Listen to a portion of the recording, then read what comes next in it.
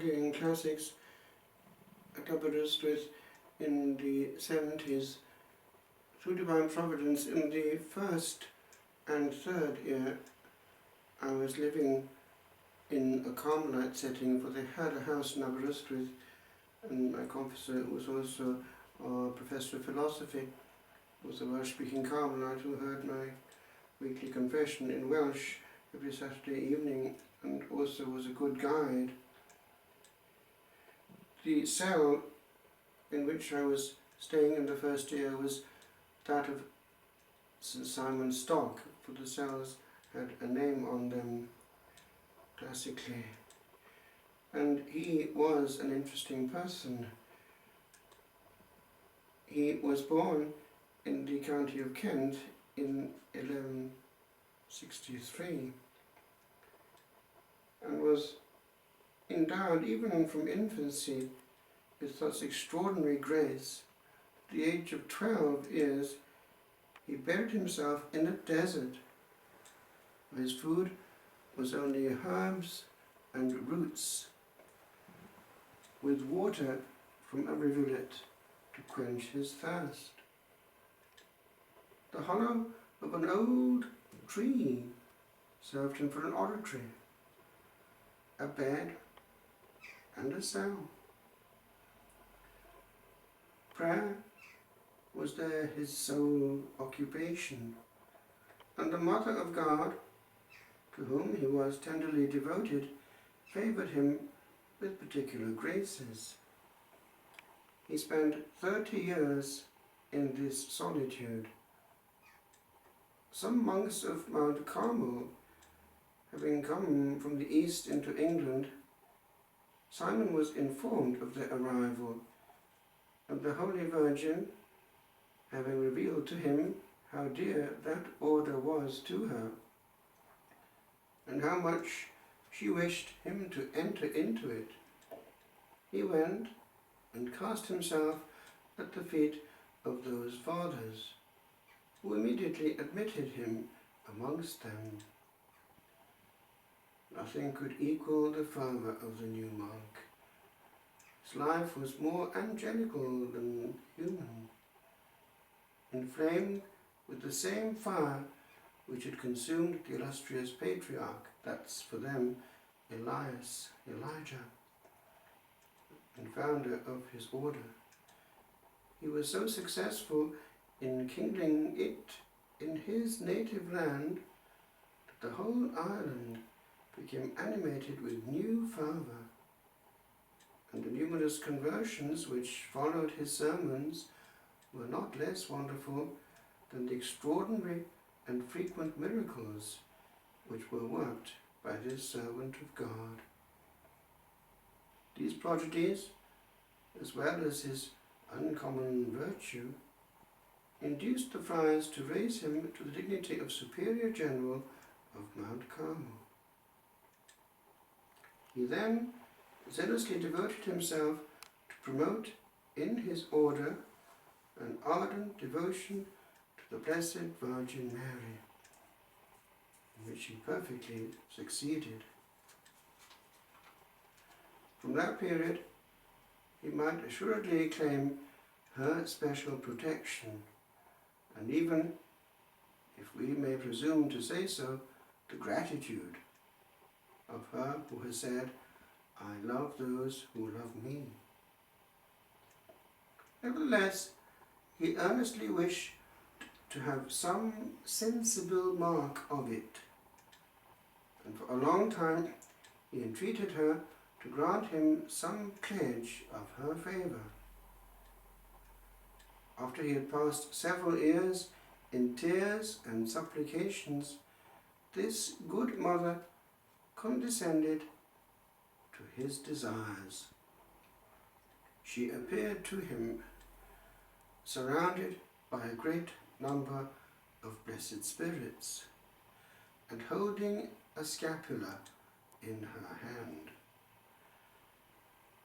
"My beloved son," said she to him, "receive this scapula as the livery of my confraternity. It is a privilege granted to you and to all the Carmelites. It shall be a mark of predestination, a safeguard in danger, a pledge of peace and of eternal alliance. Whoever shall be so happy as to die wearing this garment shall not suffer the flames of hell. Magnificent and consoling as was this first promise, it was nevertheless only a part of that which St. Simon had demanded. In order fully to satisfy his wishes, the Blessed Virgin made a second promise in favour of the Carmelites and of the brethren of the confraternity of the Scapula. And this time it was made to Pope John the 22nd.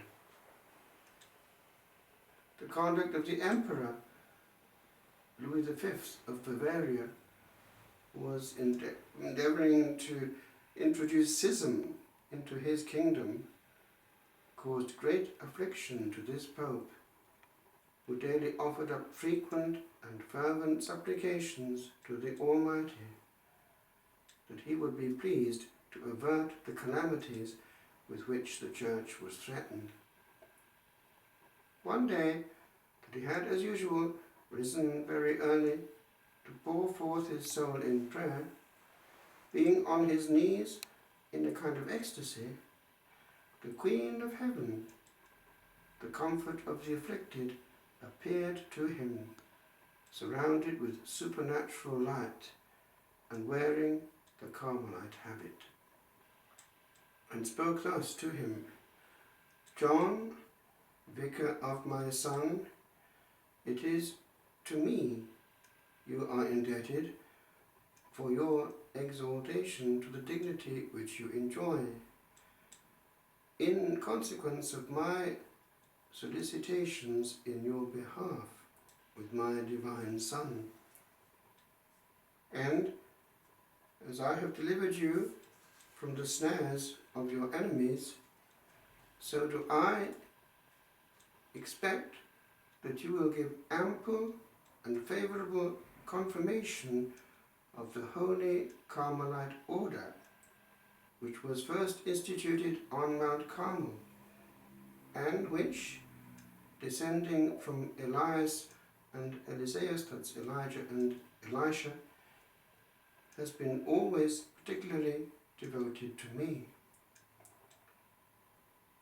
And if among the religious or brethren of the confraternity who depart out of this life, there shall be any who for their sins have been cast into purgatory, I, their glorious Mother, will descend in the midst of them into purgatory on the Saturday after their death.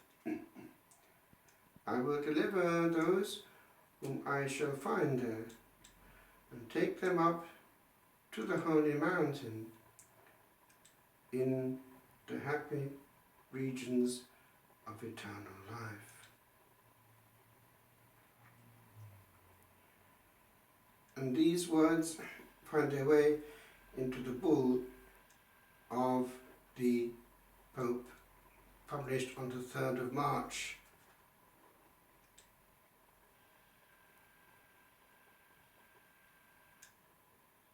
This then is going to be the beginning of the propagation of the scapula as we know it.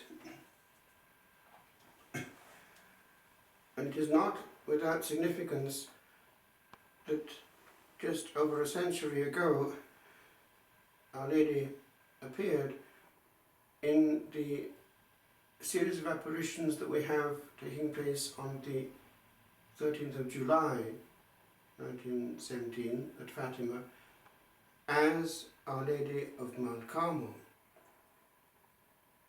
And it seems that towards the end of the series of events, she promised to come back as Our Lady of Mount Carmel.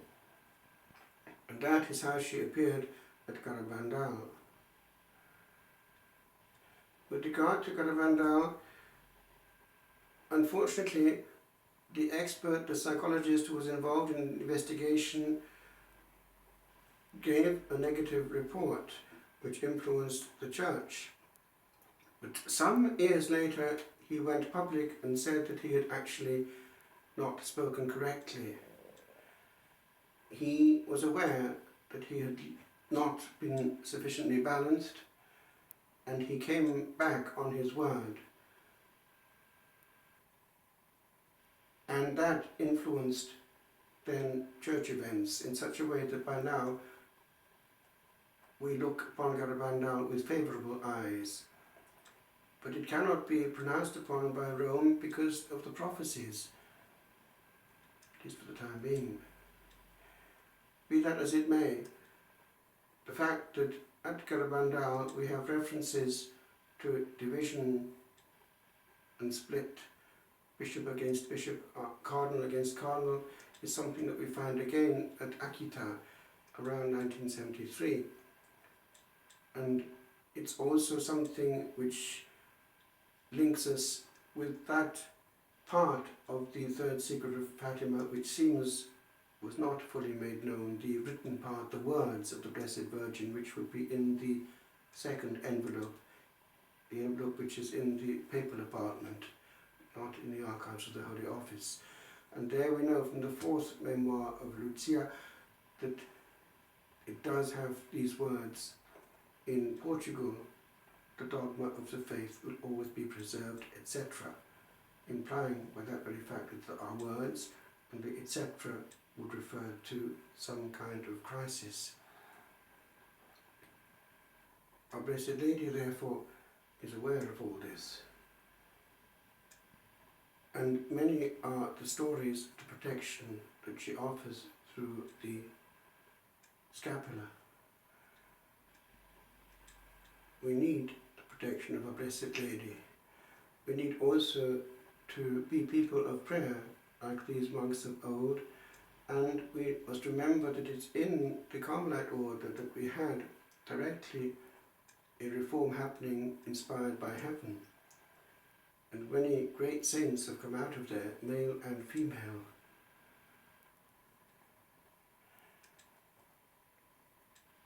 We think of Teresa of the Child Jesus, Teresa herself, the foundress and reformer. We think of Teresa Benedicta of the Cross, Edith Stein. We think of Elizabeth of the Trinity. We think of Marie de Jésus Crucifié, Miriam, and their names often correspond, in fact usually always correspond, to a program of life. They take some mystery after their name. And of course John of the Cross himself, Titus Brandsma, all these giants who have marched into glory, conquering eternity with prayer, suffering, and above all, intimate love. Edith Stein herself, although she was influenced by the Benedictines of Boiron, chose the Carmel because it was the order of the heart. And many have done the same. 1 hour of mental prayer in the morning and 1 in the evening. And the advantage of mental prayer is that it is uncluttered by anything but the interior, where one takes the risk of meeting God eye to eye without distraction. Something that we need to recuperate. It is not enough to perform for God. One also needs to be with Him, eye to eye.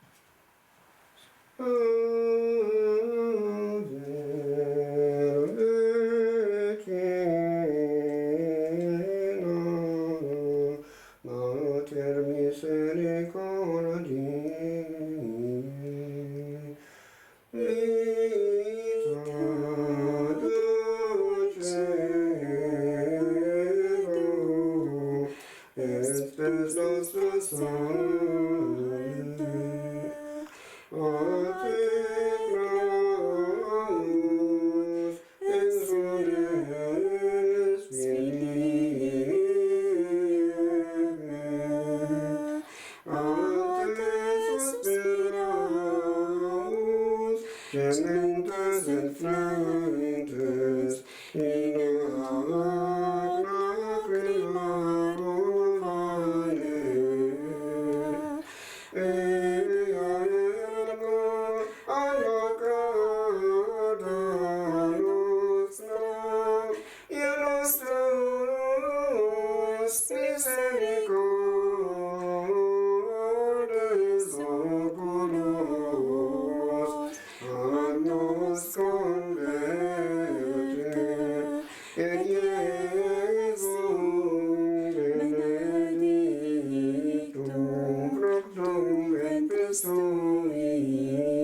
No